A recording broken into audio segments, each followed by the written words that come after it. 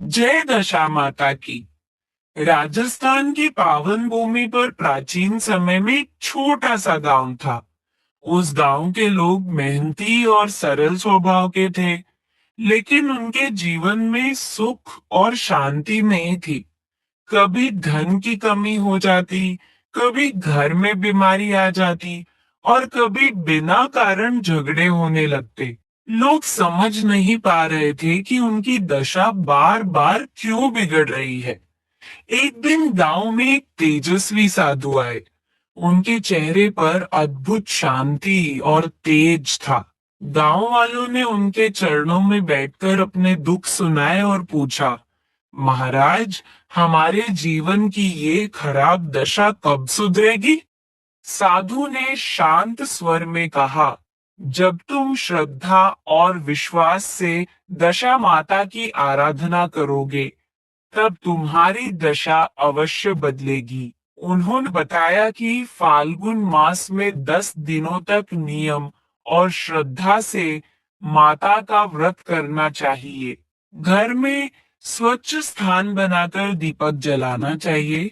सूत का धागा बांधकर माता का स्मरण करना चाहिए और प्रतिदिन कथा सुननी चाहिए।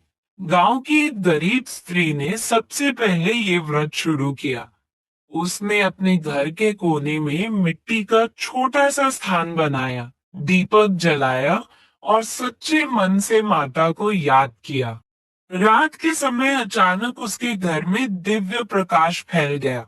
उसने देखा कि लाल वस्त्र धारण किए, तेज से प्रकाशित और करुणा से भरा एक दिव्य स्वरूप उसके सामने खड़ा है। वह स्वयं दशा माता थी। माता ने कहा, जो श्रद्धा और विश्वास से मेरा व्रत करता है, उसकी बिगड़ी हुई दशा में स्वयं सुधार देती हूँ। सुबह होते ही उस स्त्री के घर सुखद परिवर्तन दिखाई दिया। उसका बीमार बच्चा स्वस्थ हो गया और घर में अन्न तथा खुशियों का आगमन हुआ। यह समाचार पूरे गांव में फैल गया। सब लोगों ने श्रद्धा से दशा माता का व्रत शुरू किया। धीरे धीरे गांव की दशा बदल गई। सूखे खेत हरे हो गए और घर घर में सुख और शांति लौट आई। तभी से यह मान्यता चली कि जो भी सच्चे मन से दशा माता का व्रत करता है और कथा सुनता है, माता उसकी हर कठिन दशा को शुभ दशा में बदल देती है। जय दशा माता।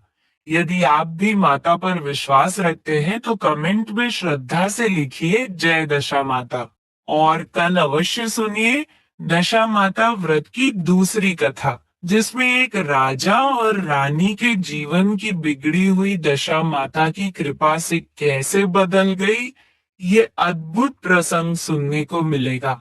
जय दशा माता।